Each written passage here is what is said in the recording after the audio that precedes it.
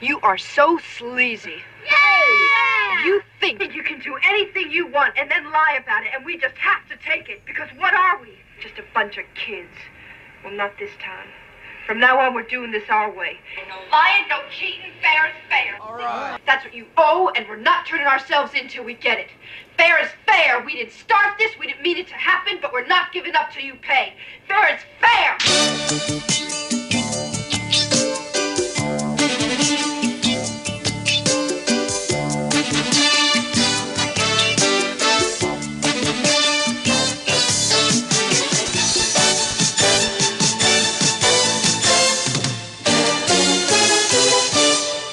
Hello and welcome to Vintage Pop. This is the Vintage Pop Podcast. We are back for another episode. It is 11:44 p.m. on a Sunday night, and that seems to be the trend now, recording late at night on a Sunday night. It's just been very busy, and we'll get into that in a little bit. But first, I'd like to tell you about our podcast. If this is your first time listening, welcome. Vintage Pop is a podcast hosted by me, Greg May. The show is dedicated to bringing you the stuff you missed from yesterday from someone who was not there for it the first time around. We hope to be a fun and informative look into the pop culture of yesterday, and movies, books, music, and TV will all be talked about from all eras. So we'll get into it in just a little bit, but the idea for today's show, I wanted to call it, we'll call it vintage, no, scratch that, we'll call it 80's Potluck. And the reason being is we talked about it in the last episode and how there was tons and tons of different ideas of what I wanted to do for the podcast, whether it was talking about the 70s cop show Chips, history of pay TV. If you were here and we were reading emails last time, we had an email from Dan and he was saying maybe we could do like the history of HBO. So I'm thinking about doing the history of pay TV coming up, the $6 Million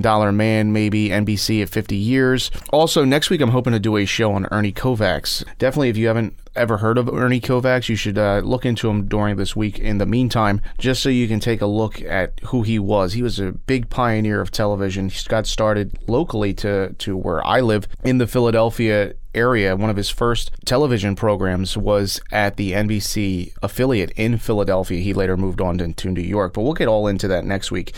I wanted to do it this week, but the International House in Philadelphia is actually going to have a tribute to Ernie Kovacs this Wednesday night. And so I'm looking forward to actually going to check that out. And that way it will give me a better idea of things to talk about for the show. So I'll be a little bit more researched. I actually recently picked up I got it for Christmas. It was a collection of Ernie Kovacs television programs. Shout Factory put it up. I can put a link to it. I'll probably wait next week to put it up in the show notes. But you should still be able to get it in Amazon, but if you know about Ernie Kovacs before I even talked about it, then definitely you should pick that set up, and I would do it rather quickly because that seems like something that'll go out of print. So anyway, we'll get the contact info out of the way. If you want to leave us a listener email, I'd really appreciate it. It actually gives me more things to talk about, and I feel like, we can actually have a conversation, maybe not live, but to be able to hear from you, the listener, and what things you like and what you'd want to talk about, and maybe some of your memories or past experiences. And I'd like to read them here on the air. You could even record an audio file and I'll play it on the show. The email address is vintagepopcast@gmail.com. That's vintagepopcast@gmail.com. You can visit us at Twitter @VintagePop. That's the handle, @VintagePop on Twitter. And if you have not already, check out our blog page. It's at vintagepop-podcast.blogspot.com. That's vintagepop-podcast.blogspot.com. We also have an Amazon search bar there, and what I would really appreciate is if you add vintagepop-podcast.blogspot.com to your bookmarks bar, and you can actually, when you plan on shopping for something on Amazon, actually use the Amazon search bar, and I get a couple cents. Amazon will send me a $100 check when I finally hit $100, but that probably won't be for 2 years. Honestly, I would like to see somebody use it once just so I can see how much I could actually get, and I know it's not much, but any little bit helps. Please leave a review. We are on iTunes now, so please rate and review. If you do not have iTunes, if you could just even log in on a computer and just rate and review the podcast and get the subs numbers up, because that would really help us and kind of get us out into the open for more listeners. Though we are, new update, as of this week, I finally got approved. We are on Stitcher. If you follow us on Twitter, you might find that out already at Vintage Pop on Twitter. But we are now on Stitcher. So not only are we on iTunes, we're on Podbean, and now on Stitcher. And Stitcher's really great because I feel like that's kind of one of the newer clients that people are starting to use to access the show. I mean, normally, though, if you do not use either, if you have an Android phone and you like to access the show via any other type of podcast client, you can always use, it's vintagepop.libsyn.com/RSS, I believe. But you can always visit us at vintagepop-podcast.blogspot.com, and that'll take you to the RSS feed as well if you want to click on the link. The shows update every week on the Blogspot page, along with the write-up and show notes. So if you want to check it out at home and look at some of the videos and stuff we're going to talk about, you can always check out the show notes on the Blogspot page. It's a lot easier than just accessing it on the phone.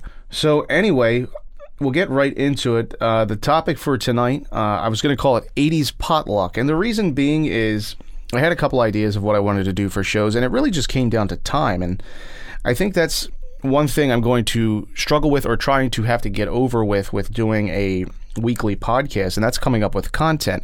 Now, the problem isn't actually content per se, it's just schedule. And I mean, other podcasters probably know this as well. But for me, you know, everybody works. I go to work, I have a class. So this week I actually have an exam, and it was either take notes and try and research something completely new, or fail a test, or study. But, you know, so I think on weeks that I actually have tests, which are probably like twice a month, we'll do a potluck, where I'll just talk a couple of random different things from the era. What era? Well, this week it's going to be 80s. It could be 70s, it could be 60s, but this week is going to be 80s Potluck. So what we'll cover is the 1985 film, The Legend of Billie Jean, which I actually just saw for the first time. So believe it or not, it's actually new content, but also as well as that, if you've never heard of a CED before, the Selective Vision Videodisc made by RCA in the early 80s, we're going to talk about that as well. As of last night, I just came back from the Secret Cinema event that I was talking about last week. I'd like to recap that, and also I did a little research to find links on YouTube of the films that we saw. It was all Academy Award-winning short subject films, all ranging from the 1930s up into the 60s. So I'd like to do a recap of that and kind of tell you some upcoming events in the area that you can check out if you are a movie fan. So here's what we'll do. We'll hop off to our first break, and when we come back, we will jump right into The Legend of Billie Jean here on Vintage Pop. Show starts in 7 minutes.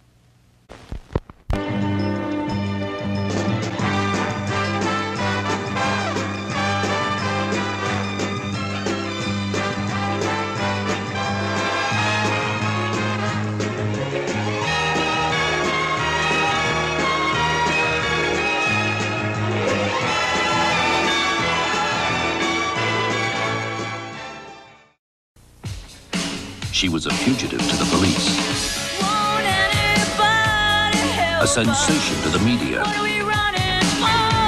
and a symbol of courage to young people everywhere to fight for what's right. Where is she? Everywhere. The Legend of Billie Jean, directed by Matthew Robbins, featuring Pat Benatar's hit song Invincible, rated PG-13. Starts Friday at a theater near you. Welcome back to Vintage Pop, and the first thing we're going to get into today is the film, The Legend of Billie Jean. Now, this is a new film to me, and it's definitely an underrated movie, starring Helen Slater, Christian Slater, as well as Keith Gordon. So before we get rolling with the plot rundown and everything, I would like to tell you about how I actually even figured out about this movie. So there's a YouTube channel by a guy named Dan Bell. He's actually kind of local to the East Coast area. If you live in the tri-state area, the Jersey, Delaware, Philly area. He's from the Baltimore, Maryland area, and he has a YouTube channel on YouTube called This Is Dan Bell. I'll leave a note for it in the show notes so you can check it out. And what he does a series of different types of videos on all different types of subjects. He does ones on investigating like dirty hotel rooms and all kinds of crazy stuff. But the biggest thing that caught my interest for the longest time was from his Dead Mall series. And what he does in the Dead Mall series is he walks around and films malls that are dying, or abandoned malls, occasionally abandoned malls. But usually these malls are on their last leg, and it's kind of a big nostalgia kick for me. I mean, me, or probably you as the listeners, anybody that is into any type of nostalgia type of stuff probably would want to check this out, because some of the malls kind of give you a taste of like what the architecture of the building looked like in the 70s or 80s, or he talks about how it was a popular shopping destination and stuff like that. So there was one video in particular that he did on the Sunrise Mall, which is in Corpus Christi, Texas. Now, most of the malls that I've seen him do usually are in either the Maryland area, Pennsylvania, I've seen West Virginia, but this was a little far. He did this one in Corpus Christi, Texas, and the reason being is because the Sunrise Mall was actually one of the filming locations for the Legend of Billie Jean, which takes place in Corpus Christi, Texas. So you definitely want to check that video out, because that's what clued me into it. He shows scenes from what happens in the mall and compares those to like where the escalator was or the fountains, and it's really neat to see it once you look at back and forth. So I definitely recommend watching the movie and also watching the Dan Bell video, because I got a really big kick out of actually seeing what everything looked like. So we'll get into it. The Legend of Billie Jean is a 1985 drama. It was directed by Matthew Robbins, filmed actually, for the most part, from what I saw, was Corpus Christi, Texas. It actually takes place in Corpus Christi, which was, to me, I must have been shot on location because it was at the Sunrise Mall. So it's about a high school girl, Billie Jean Davy, who's played by Helen Slater, and her younger brother, Binks, who is played by Christian Slater. He has this scooter. It's a Honda Elite scooter, and it's like the kid's whole life. So him and his sister are pretty close, and they're driving around on the scooter, and they stop at like this drive-in, and there's like your generic 80s goons that are like in a car that like kind of, I guess the one guy, Hubie, he wants to be with like Billie Jean, I guess, but I don't understand how this works, because he's like bullying her brother and like messing with the scooter and crap, and that's the way I guess she thinks he's gonna like impress her, but it doesn't make any sense. So he like tries to take Binks's scooter, who is Billie Jean's brother, and Binks throws like a milkshake in his face and pisses him off. So they drive off. So Billie Jean and Binks, they go to a lake and they're like swimming. So Hubie and the rest of his like rejects pull up while they're out in the middle of the lake, and they basically start doing donuts with Binks's scooter, and they have to like swim back, but it's they're out of time because they drive off with the scooter. And so it's kind of like revenge for Binks throwing the milkshake at him, but they don't get the scooter, so they're kind of sitting around at home, and the kid's all like down about it because like it's Binks' whole life for this scooter. So Billie Jean goes to the cops and says, "Hey, this guy Hubie took my brother's scooter, you know, I want you to do something about it." And the detective, played by Peter Coyote, he's sympathetic, but he's like, "Hey, you know, maybe you should wait the problem out. Maybe they'll bring it back. Maybe the guy's just trying to impress you." So when Billie Jean comes back, she sees that Binks kind of is all, well, first off, when she shows up, the scooter is back, but it's completely trashed. And she goes inside, and I should explain this scooter too. I'm not talking like a Razor scooter. The scooter's like, if you've ever seen The Terminator, and like Linda Hamilton drives like this big, huge, like clunky scooter to work, picture something like that, and it's like bright red. So anyway, the scooter's trashed, and she goes in, and like Binks has all been like beaten up, so I guess he tried to like go get it back, and he got it trashed, but they beat the crap out of him. So Billie Jean goes to get an estimate on like what it's going to be to get the scooter fixed, and it turns out it's about $608. So she goes to Hubie's dad's store, which is like some type of like beach type of store. Like it looks like they sell tchotchkes and all kinds of crap to like tourists. And the dad actually seems like kind of sympathetic at first. So Binks and Billie Jean's friend Ophelia, they're waiting in the car, and Billie Jean's like, "I'll be right back." So the dad's like sympathetic, like, "Oh yeah, I'll get you the money." And they go upstairs, and of course he tries to take advantage of her, and so she tries to run away. And meanwhile, because it's been taking a long time, Binks and Ophelia come into the store to see what's going on.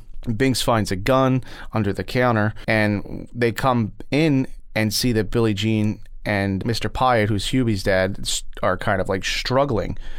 So Binks pulls a gun on him, the gun that he found, and he tells, and Pyatt tells the kid he's like an idiot, it's not loaded. And so Binks pulls the trigger, and it shoots Mr. Pyatt in the shoulder blade. So they're all like freaking out, and they all run away. They get in the car, fly away, and by the time they get back, they find out that they're fugitives, and Mr. Pyatt has said that they tried to rob him, and he's trying to cover it up and lie about it. So now at this point, this is when the movie really starts getting rolling, because they have to be on the run at this point. So Binks, Billie Jean, Ophelia, and this like neighborhood girl Putter, who's played by Yardley Smith, who does the voice of Lisa Simpson on The Simpsons, and it's debatable whether she's a good character or kind of annoying. You could probably be the judge of that yourself. But at this point, the movie plays out to me like a typical kind of adventure movie. I got a very big vibe from the Wizard when I was watching this, because it's like a bunch of ragtag kids on the run. People are trying to find them, in this case the police.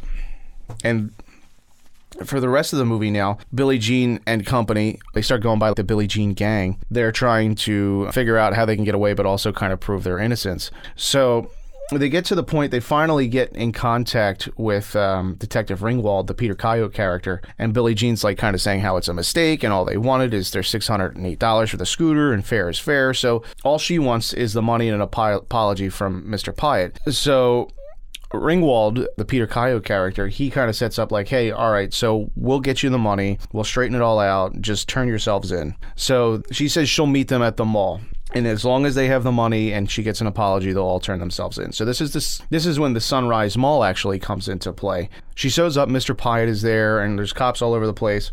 And she comes down the escalator, and Mr. Pyatt's like holding out an envelope, which you would assume has the money in it. And he drops it on the ground, and he's like, do you think they were really going to give you the money? And it turns out to be, she thinks it's a setup, because he calls for Hubie, and Hubie jumps out to try and get her. Billie Jean has to run away out of the mall, and they're back on the run again. So now they continue this whole fugitive thing, and they're still trying to prove their innocence to the police. And while they're on the run, they start looking for empty houses to just kind of crash at. And they find this like big mansion. It doesn't look like anybody's there. So they go in and they start eating all the food. And while they're there, there's actually somebody there.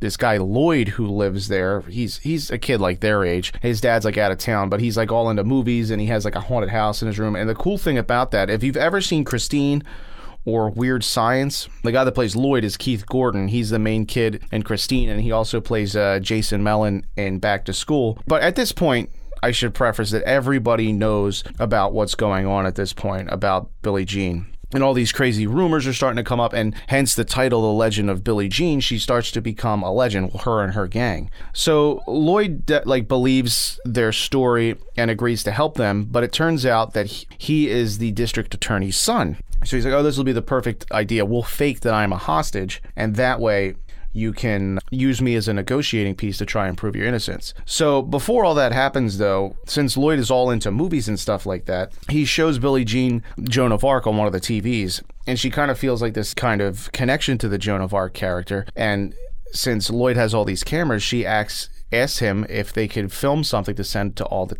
television stations. So Billie Jean cuts all her hair off and looks like Joan of Arc at this point. And they filmed this video where she explains what happened, and all that she wants is an apology and the money, and that fair is fair. So they send out all these tapes to the television stations, and at this point, she becomes like a huge sensation. All the girls start cutting their hair like Billie Jean, and while this happens, Mr. Pyatt starts taking advantage of the situation. He starts selling like Billie Jean pictures and shirts and hats and crap, all at his little beach store, and he's making a fortune out of it. So you really start to really hate this Pyatt character the longer the movie goes. So at this point, it's basically Billie Jean and her gang of Lloyd, the Yardley Smith character Putter, and her friend Ophelia, and the brother Binks, trying to prove their innocence and get away.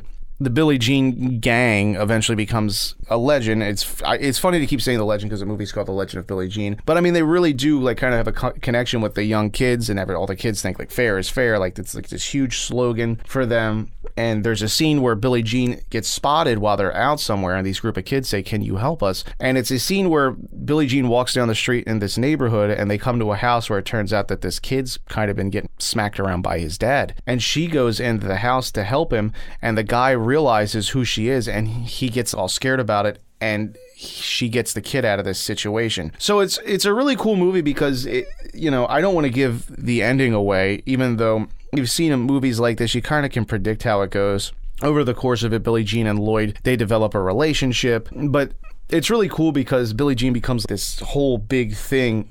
And they have like radio stations going on while like in the cars during scenes of the movie talking about her as they travel. And there's like a Billie Jean contest and all kinds of stuff. So like the community gets all like crazy about it. But I don't want to give it away, but it's definitely a really cool adventure film, I would say, that is kind of definitely like a coming of age type of thing. And you really should check it out. So I usually say what Variety has to say about the movie, but I couldn't find anything. But Janet Maslin of the New York Times said that the film is competently made, sometimes attractively acted, and bankrupt beyond belief. It's hard to imagine that even the filmmakers, let alone audiences, can believe in a sweet, selfless heroine who just can't help becoming a superstar. It holds a 44% on Rotten Tomatoes, and honestly, I think that this movie is extremely underrated. There's plenty of movies that I've seen from the 80s that are probably worse than this and have all this hype behind them. But if you like the closest I can relate this to is honestly The Wizard. If you've seen The Wizard with Fred Savage, you'll probably really like this movie, honestly. The big song for the movie is Invincible, which is the theme for The Legend of Billie Jean by Pat Benatar. You've probably heard it. It's a huge hit. I played a few seconds of it before we got into this segment, but definitely The Legend of Billie Jean, 1985. You got to check it out. It was filmed at the Sunrise Mall. I'll leave a link to the film where you can rent it on Amazon, as well as the Dead Mall video of the Sunrise Mall on the Dead Mall series on YouTube. It's definitely worth checking out. We'll take a quick break. When we come back, we'll talk about the CED Select Division video disc and its effect on the home video market. And before we go, like I said, we'll do an update on the Secret Cinema event I was at last night. And we got plenty of great stuff to get through right here on Vintage Pop.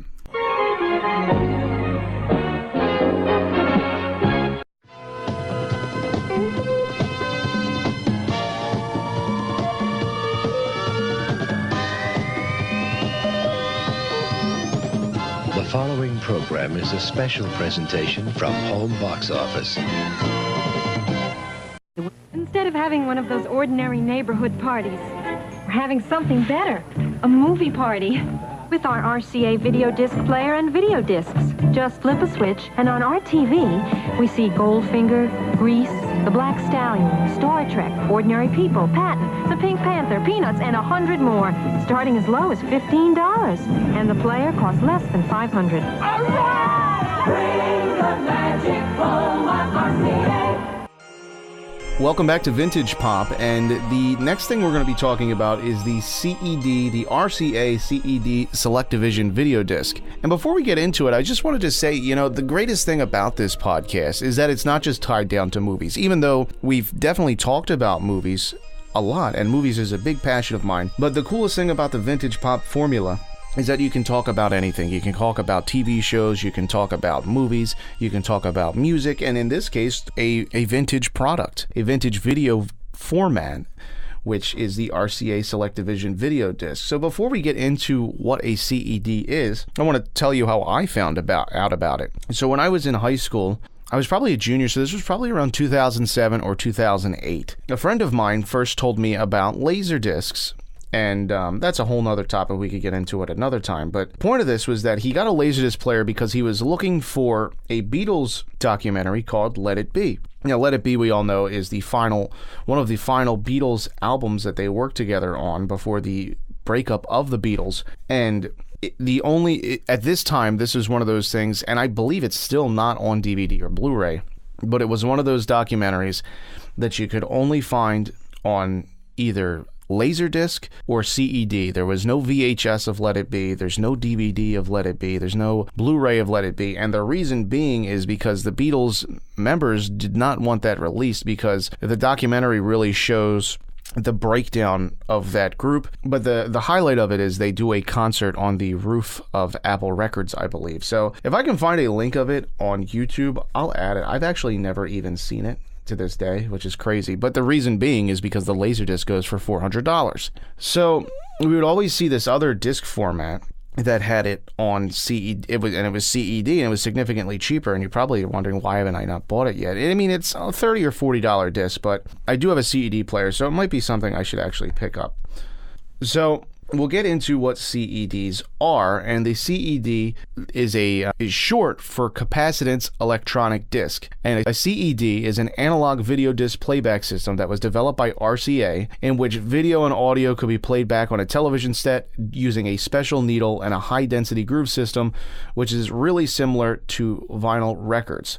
So there's definitely a lot of reasons as to why the CED format kind of went the way of the dinosaur by about 1986, and that's when the last of the discs were being manufactured. The player actually itself had been stopped years before, but they were still kind of actually giving out, well, they were still releasing discs to the general public, because there were still people obviously that had the players, and there was some type of agreement that titles would still be released up until 1986. So I used to actually have a blog that kind of went nowhere. It was called videotaperoadshow.blogspot.com, and there I actually have a couple pictures of my first CED player, which is a model RCA SGT 100. So like I was saying, the CED was a video format created by RCA. It's a CED, or capacitance electronic disc, and it originally began research by RCA as early as 1964. They were trying to produce a phonograph-like method to play back videos similar to a record,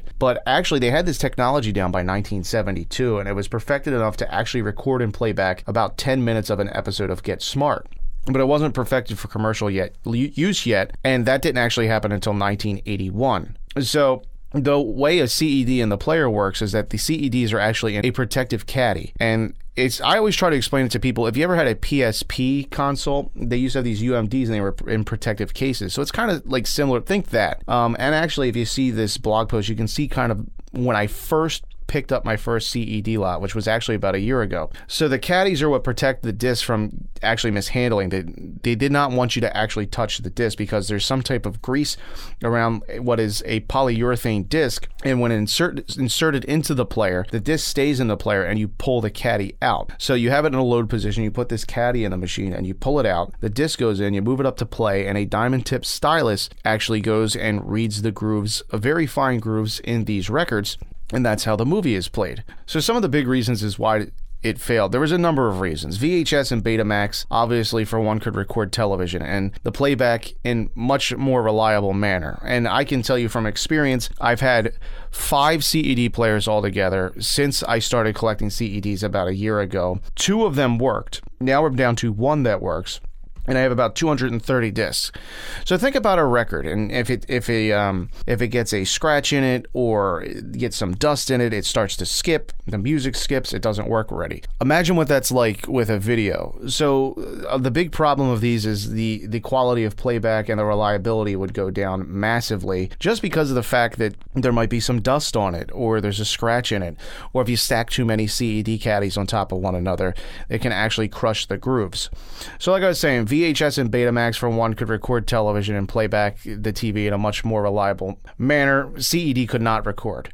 And as far as the movies on discs, Laserdisc was above and beyond the heavyweight champion of these 2 types of disc formats. And even with these caddies, CED discs could get scratches and dust in the tiny grooves of the actual physical record, and that makes the film skip at times and sometimes rendering it even unwatchable. But if it was brought to market a couple of years before VHS, like when they first figured that out, like when they recorded that Get Smart episode, that was the 70s. Betamax didn't come around until 1977. They might have actually got kind of a big share of the market. But that was not in the cards for RCA. It nearly made them bankrupt. And like I said, they stopped making players in the very early 80s. The final disc stopped in 1986. I think one of the most recent movies that I have on CED is actually Commando. And I think it was one of the first ones I watched. So one thing that's really cool, though, and I want you guys to check it out, it's called Memories of Videodisc. And I will leave the link to that on the show notes page, and if you hear me, I'm actually writing it down on a pad of paper right now so I do not forget. Memories of Videodisc was a parting gift to the manufacturing team at these CED plants, and the coolest thing, it can explain to you much more than I could ever what the production process was like of a CED. I think they go into players a little bit, but it was kind of like a memory for the employees that worked for RCA and what it was like working there and how these discs were made. And it seems like a really tight-knit community was there at the time. There is a Facebook page. It is called CED Magic. If you are interested, I will leave a note in the show notes. There is also a CED Magic webpage with a forum that you can check out. And CED Datum, it's CED Datum, and it's spelled CEDATUM. And that's a cool resource for repairs and stuff like that. So if you're interested in the format, I would kind of warn you a little bit that it's a little rough to get into and can be very disheartening at times, but it has a really great selection of old movies ranging from the 30s up until about the mid-80s. A lot of movies that you might not even have known about from the 70s, but it's probably one of the most interesting formats I've ever owned. And if you got the chance to get one for cheap, definitely try it out. So I'll leave all those notes we talked about for the CED stuff in the show notes page. We'll take a break. When we come back, I'll tell you about the Secret Cinema event that I was at last night, as well as some upcoming events if you live in the Philadelphia area, as well as some future stuff that's going on. So we'll take a quick break and we'll be right back here on Vintage Pop. From Seiko comes the world's first ever TV watch. And in the movie Octopussy, James Bond is never without it. The technological breakthrough in the classic 007 tradition. With a clear liquid crystal display screen. For the man who does everything with style. Seiko Quartz, the future never looked so good.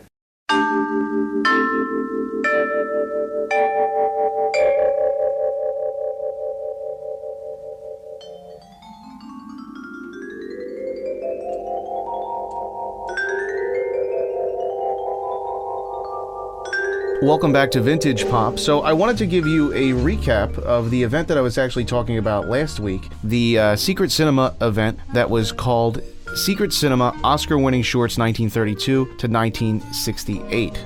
So this took place last night, actually, at 8 o'clock at the Fleischer Art Memorial in Philadelphia. And this is the third Secret Cinema event that I've been to. And I have to say that Secret Cinema, other than starting this podcast, has probably been the best thing that's happened to me in the last few weeks, or the last 2 months at least, because the Secret Cinema has shown me some really awesome shorts. It's reinvigorated my interest in collecting for 16mm film, and it's just a wonderful place to go get exposed to film. The next event is actually going to be on the 8th of March at the Rotunda. The subject is actually to be announced, but once I find out, I will put a link out on Twitter and the blogs page so that you can take a look at it. So we'll get into it. The show that I saw last night was all Oscar-winning shorts from 1932 to 1968, and the first one that I actually saw was called Crashing the Water Barrier, and it did win the Academy Award for live-action short subject in 1955. It was done by Warner Brothers, and it was about a new world water speed record that was recorded by Donald Campbell at Lake Mead in Nevada on the 16th of November in 1955. That was the first one that we saw, and it was really interesting. I found the link to all of these, so I'm going to put all the links of everything that I saw. I found digital